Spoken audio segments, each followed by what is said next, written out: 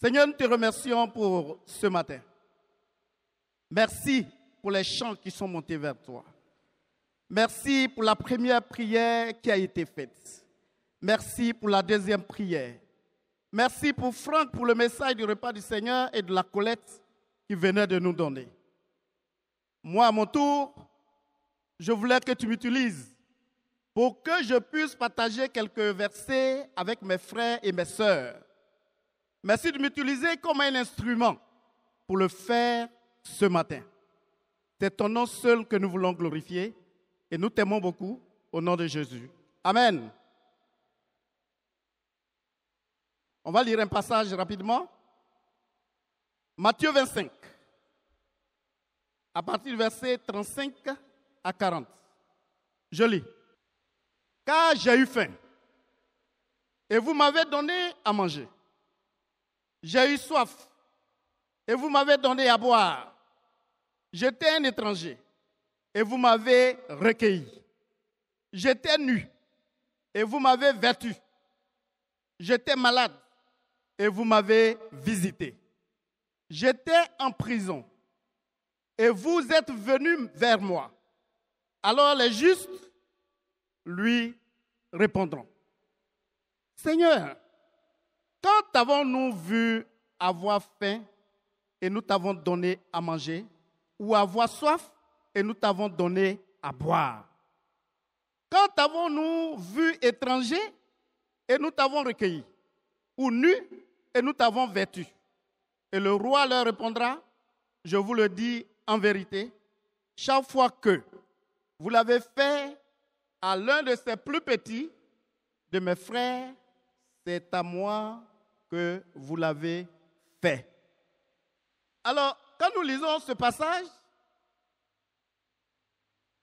fait partie d'un discours plus large que Jésus prononce dans les derniers jours de sa vie avant sa crucifixion. Ce passage montre que Jésus identifie son propre bien-être avec celui des démunis, ceux qui sont pauvres, ceux qui sont nécessiteux. Et il souligne que chaque fois qu'on prend soin de quelqu'un, d'un pauvre, quelqu'un qui n'a pas à manger, quelqu'un qui n'a pas à s'habiller, quelqu'un qui n'arrive pas à payer sa maison ou quoi que ce soit, c'est à lui que nous sommes en train de faire. C'est encourageant d'entendre cela. Et il nous montre que quand nous le faisons pour glorifier Dieu. Les pauvres ne sont pas simplement aidés, mais ils sont vus comme une partie intégrante du corps de Christ. Les pauvres font partie du corps de Christ. Donc, frères et sœurs, c'est à nous, en tant qu'Église, de prendre nos responsabilités, comme Jésus le dit, pour prendre soin des pauvres. Quand on parle de pauvres, on parle de quelqu'un qui n'a pas suffisamment d'argent, quelqu'un qui n'arrive pas à bien dormir, à avoir une maison qu'il faut. On parle de quelqu'un qui n'a pas de l'eau potable. On parle de quelqu'un qui n'a pas les soins, il n'a pas les moyens qu'il faut pour se soigner quand il est malade. On peut parler des veuves, on peut parler des orphelins, mais à part cela, il y a des démunis, des gens qui sont là, qui ne sont pas veuves, qui ne sont pas orphelins, mais qui n'ont pas assez de moyens pour prendre soin d'eux-mêmes. Il y en a. Donc quand nous lisons ce passage, on comprend que Dieu, il veut qu'on prenne soin des autres. Et c'est notre responsabilité. Vous allez dire, mais on peut se demander, mais pourquoi? Et moi, je travaille, lui, il doit chercher aussi à travailler. Jésus n'a pas dit de ne pas travailler. Dieu veut que tout le monde travaille. Mais avant qu'il ne trouve le travail, avant qu'il ne puisse prendre soin de lui-même, nous sommes responsables parce que nous sommes une famille. Et nous devons le faire pour glorifier le nom de Dieu. Chaque fois que nous le faisons, c'est pour Dieu que nous le faisons. Alors, le titre de mon message ce matin, c'est « Nous devons nous soucier des pauvres ». Nous devons nous soucier des pauvres. Le premier point que nous allons partager ensemble, un chrétien devait se soucier des pauvres. Pourquoi? Parce que le pauvre est son prochain. Parce que le pauvre, c'est un autre être humain. Parce que, frères et sœurs, un être humain comme nous-mêmes. Et c'est notre semblable. C'est pour cela que nous devons prendre soin des pauvres. Jacques 1, verset 27. La religion authentique et pure aux yeux de Dieu, le Père, consiste à aider les orphelins et les veuves dans leur détresse et à ne pas se laisser corrompre par ce monde. On connaît tout ce passage qui fait partie de l'épître de Jacques dans le Nouveau Testament. Et Jacques s'occupait, et je vais dire, il s'adressait principalement aux chrétiens qui étaient dispersés partout. Peut-être que c'est les Juifs qui étaient exilés quelque part. Mais il est en train de dire ici que la religion authentique et pure aux yeux de Dieu consiste à aider les orphelins et les veuves. Oui, bien sûr, il y a des orphelins, il y a des veuves qui ont assez de moyens. Mais dans tous les cas, Dieu lui parle des choses en général ici. En principe, quand on parle de veuve, on voit tout de suite la pauvreté. On voit tout de suite une vie de précarité. On voit tout de suite quelque chose qui ne va pas. Et Dieu nous encourage à aider ces gens de personnes.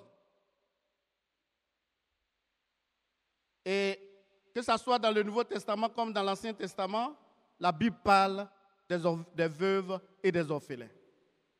Donc nous devons pouvoir les aider. Et Jésus nous donne l'enseignement aussi sur le fait d'aimer notre prochain. Donc notre prochain, ça peut être X, ça peut être Z. Notre prochain, c'est quelqu'un qui est comme nous. Ce que nous avons besoin de comprendre, c'est Dieu qui dit que nous devons le faire. Ce n'est pas moi qui le dis. C'est Dieu qui est en train de nous dire cela. Et deuxième, en tant que chrétiens, les chrétiens devaient se soucier des pauvres parce qu'un bonheur s'y attache. Parce que c'est important pour nous. Acte 20, 35, il dit, je vous ai montré en tout qu'il faut travailler pour venir en aide aux pauvres.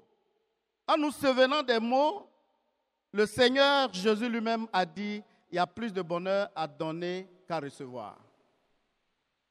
Donc, il dit qu'il y a plus de bonheur à donner qu'à recevoir. Je ne sais pas si vous avez remarqué cela, mais moi j'ai déjà remarqué, j'ai vécu ça. Le fait de donner aux gens, ça te donne de la joie au cœur. Surtout quand tu donnes et puis la personne prend la chose. Honnêtement, moi j'aime donner. Oui, je ne veux pas dire que je n'aime pas donner. Ce n'est pas pour me glorifier, mais j'aime donner. Donner n'est pas un problème pour moi. Mais je veux donner plus. Je veux être plus généreux que ce que je fais aujourd'hui. Et Dieu nous encourage tous à le faire. Parce qu'il y a un bonheur qui s'y attache. On encourage quelque part les gens, il a un exemple de ceux qui doivent travailler. Les gens doivent travailler, mais il nous encourage à donner. Parce que c'est nous qui bénéficions du reste. Parce que Dieu est content quand nous donnons et Dieu ne reste pas indifférent. Pas du tout. Nous on donne, on ne doit pas s'attendre à quelque chose d'autre. Nous donnons, maintenant le reste c'est Dieu qui fait. Mais il nous encourage à donner. La question c'est, est-ce que c'est une joie pour toi de donner? Ou bien avec beaucoup d'amertume quand tu donnes? Ou bien tu te dis, mais j'ai trop donné. Il va falloir que je m'arrête de donner. Non, on ne s'arrête pas. On doit être encore plus généreux. Parce que ce qui est derrière, c'est des choses extraordinaires. Parce que Dieu, il veut te bénir. Quand tu donnes, il dit c'est à moi que tu donnes. Donc rassure-toi, Dieu veut te bénir. Et les bénédictions, ce n'est pas seulement matériel. Les bénédictions spirituelles, les bénédictions, c'est plusieurs choses de bénédictions que Dieu bénit. Dieu peut nous bénir de plusieurs manières. Mais Dieu nous demande de donner aux orphelins, aux veuves, à ceux qui ont des problèmes, des difficultés chez eux pour manger ou pour dormir. Proverbe 28, verset 27. L'homme généreux envers les pauvres ne manquera jamais de rien. Mais celui qui ferme les yeux sur leur misère sera maudit par beaucoup. Celui qui donne aux pauvres n'aura jamais de manque. Mais celui qui ferme les yeux aura beaucoup de malédictions. N'ayez pas peur, mais soyons conscients de cela. Ce que Dieu dit ici est vrai. Parce que plus on donne, plus on est béni par Dieu lui-même. Et rassurons-nous que c'est à Dieu qu'on donne. Ne regardons pas les hommes. Regardons derrière les hommes, Dieu qui est derrière ça. Sinon, ça va être très difficile de donner aux autres. Soyons généreux. Parce qu'en offrant aux gens qui sont, aux personnes dans le besoin, on n'est pas en train de se priver de quelque chose. On est en train de faire ce qui est bien, ce que Dieu veut qu'on fasse. Frères et sœurs, ne manquons pas de compassion ou de responsabilité envers les autres. Prenons soin des démunis. Donc, vous voyez ce proverbe, ce que Dieu est en train de faire, ce proverbe, c'est, il fait l'éloge de la générosité et prévient des dangers de l'ignorance volontaire. C'est-à-dire que on peut voir les difficultés dans la vie de quelqu'un, des gens qui n'ont pas les moyens, mais on peut faire comme si on ne se rend pas compte. On peut demander, mais s'il a des problèmes, il n'a qu'à venir me voir. La Bible a dit d'être humble, non? Si lui, il a des difficultés, pourquoi il ne se lève pas pour venir me voir? Même si la personne n'est pas venue te voir, que toi, tu te rends compte que la personne a des besoins, tu peux aller combler ses besoins. Il ne faut pas faire l'ignorant. Je ne vois pas ce qui se passe. Quand c'est volontaire, Dieu dit, il y a un danger derrière ça. Donc, ayons la compassion et aimons les autres autour de nous. Un chrétien devait se soucier des pauvres parce que rien ne peut être tenu pour acquis dans ce monde. Aujourd'hui, tu es riche. Aujourd'hui, tu as tout. Lui n'a rien. Mais qui a dit que les choses ne peuvent pas changer? Ce n'est pas le souhait de quelqu'un, mais on a besoin de se rendre compte. On a vu des gens qui étaient très riches. Je connaissais un monsieur comme ça. Mais, plus tard, on a vu que ce monsieur, il marchait avec les tapettes au plateau. Vous allez me dire, mais comment, qu'est-ce qui s'est passé? Notre souhait, c'est que ceux qui sont riches, ils restent riches, et ceux qui sont pauvres deviennent aussi riches. Mais en même temps, faisons attention. Tout à l'heure, je venais de dire que quand il y a eu la crise, on a aidé, que ce soit ceux qui ont les moyens et ceux qui n'avaient pas les moyens. Vous voyez que les choses peuvent changer. Il a l'argent en compte, mais il ne peut pas aller retirer son argent. Il devient pauvre sans vouloir être pauvre en ce moment. Frères et sœurs, faisons attention. 2 Corinthiens 8, verset 14. En ce moment, vous êtes dans l'abondance et vous pouvez donc venir en aide à ceux qui sont dans le besoin. Puis si vous êtes un jour dans le besoin et eux dans l'abondance, ils pourront vous venir en aide. N'est-ce pas que c'est clair? Quand tu es malade, que tu es couché, toi seul, tu ne peux pas t'emmener à l'hôpital. Il va falloir quelqu'un pour t'aider. Parfois même, tu ne peux pas manger. Il faut quelqu'un pour te mettre la nourriture dans la bouche. Donc si aujourd'hui, tu peux mettre ta main, tu peux prendre la nourriture pour manger, sois content.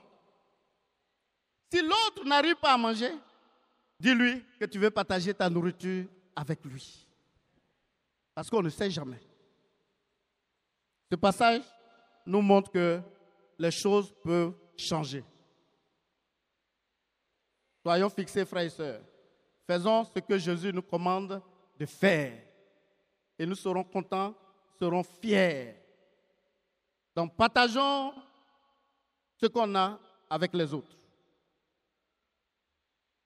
Assurons-nous que nous ne soyons pas dans une situation où on n'a pas à manger du tout. Où il y a des gens qui ne mangent pas du tout autour de nous. Que chacun fasse sa part. Et ce que la Bible dit, ce n'est pas seulement les chrétiens. Même les pauvres, parce qu'on dit pauvres, ce n'est pas pauvres chrétiens seulement. Il y a des gens qui ne sont pas chrétiens, qui ne sont pas ici, qu'on peut prendre soin d'eux aussi. Ils sont autour de nous. Dernièrement, j'étais dans mon quartier, depuis que je suis arrivé là, dans le nouveau quartier. Quand les gens voient la voiture, on met ici aussi Église du Christ.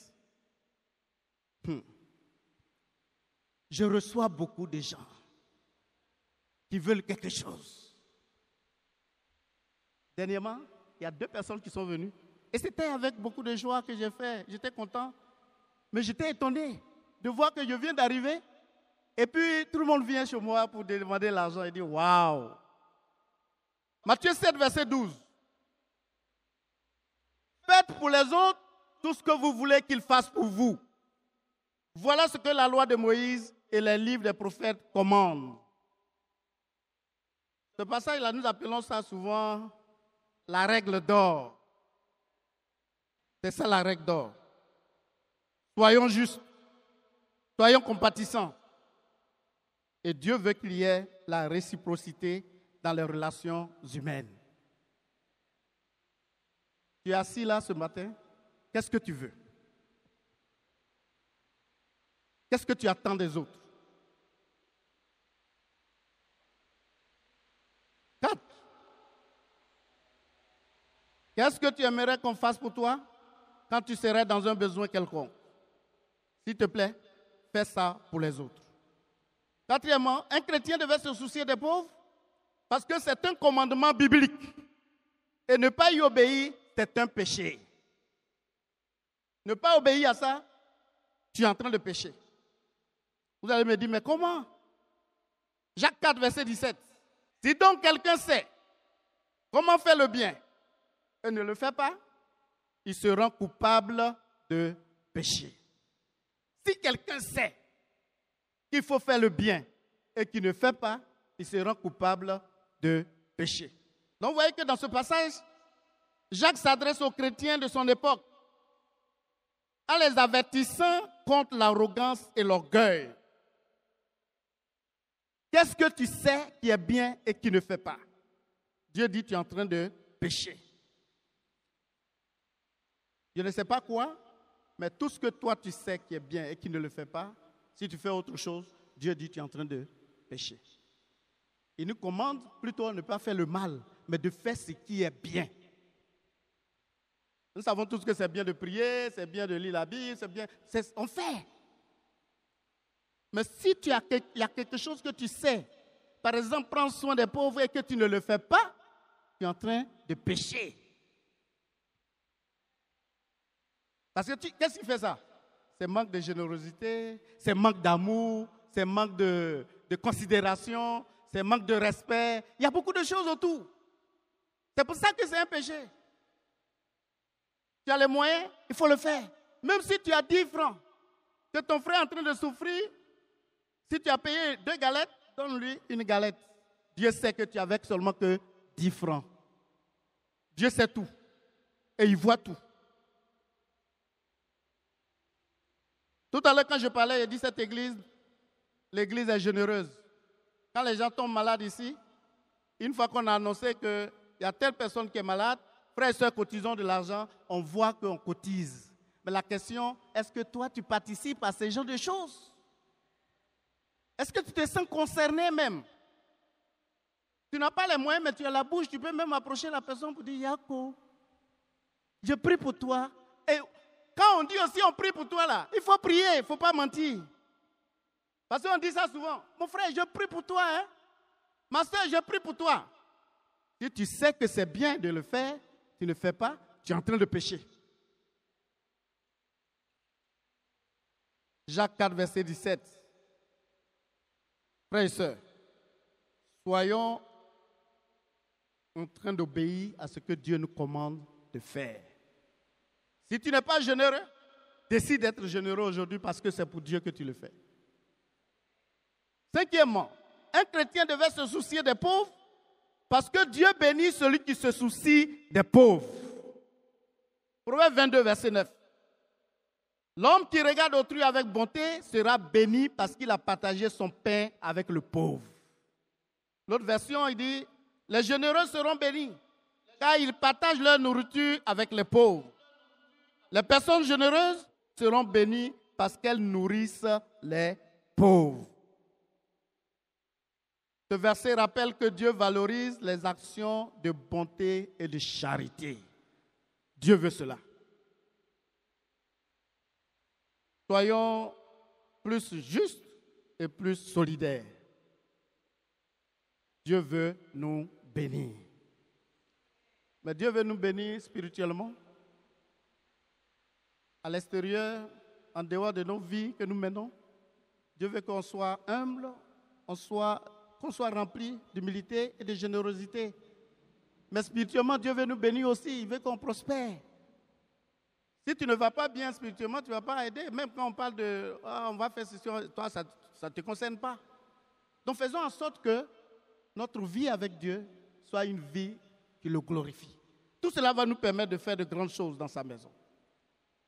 Donc frères et sœurs, Dieu veut bénir, mais Dieu veut qu'on prenne soin des pauvres. Et les pauvres, ce n'est pas seulement les pauvres, je répète, les pauvres de l'Église. Mais surtout, on doit prendre soin de nos frères et sœurs ici. Il y a des frères qui sont en train de réfléchir pour aider les frères, parce qu'il y a beaucoup de frères. Quand vous regardez un peu les collectes qu'on donne, il y a une petite partie qui donne parce que les autres ne travaillent pas. Ceux qui donnent plus. Donc ça veut dire que quelque part, il y a des efforts à faire dans ce sens-là. Pour que toi-même tu puisses prendre soin de toi. D'abord c'est ça. Dieu veut que tu puisses prendre soin de toi. Parce que parfois on est frustré. Quand tu ne peux même pas payer une galette pour manger, que tu dois attendre la main ou bien tu vas demander à quelqu'un de le faire, parfois c'est gênant. Mais Dieu veut qu'on trouve quelque chose à faire. Parce qu'il ne faut pas dire, moi je suis pauvre, tout ça je ne peux pas faire aussi, moi je suis pauvre. Mais Dieu veut que tu travailles pour que tu puisses prendre aussi de d'autres personnes. En même temps qu'on t'aide, il faut vouloir qu'on t'aide. Il y a des gens, on veut travailler, quand on nous donne le travail, on ne fait pas. Ou bien on ne donne pas le cœur pour le faire. Mais il y a des frères qui sont en train de réfléchir pour dire, comment on va faire pour prendre soin de nos frères et sœurs qui ne travaillent pas? Ils sont en train de réfléchir. Comment on va trouver des projets, comment on va faire pour aider tout le monde à travailler pour pouvoir prendre soin les uns des autres. Comme je l'ai dit, c'est notre responsabilité de le faire. Ça veut dire que chacun va faire quelque chose pour que tout le monde soit encouragé dans l'église. Parce que 2 personnes, 3 personnes ne peuvent pas prendre soin de tout le monde. Ça va être difficile. Mais si chacun de nous a quelque chose, on peut se prendre en charge.